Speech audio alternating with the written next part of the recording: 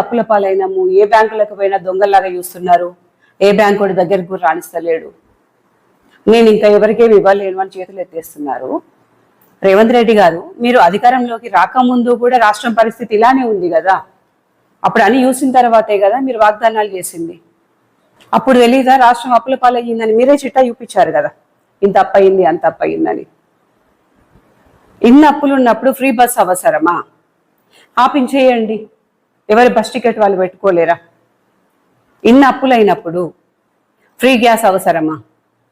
Free current అవసరమా? 500 current bill కట్టుకోలేరు, తీసేయండి. ఎవరైతే మొత్తమే చేతగాని వృద్ధులు ఉంటారో వాళ్ళకి పెన్షన్ ఇవ్వండి.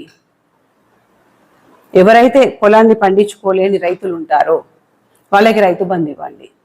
10 ఎకరాలు ఉన్నోడికి మీరు రైతు బంధు ఇవ్వాల్సిన అవసరం లేదు. 5 ఎకరాలు ఉన్నోడికి కూడా మీరు రైతు బంధు ఇవ్వాల్సిన అవసరం లేదు. ఎకరం 2 ఎకరాల కేసు ఊరుకోండి.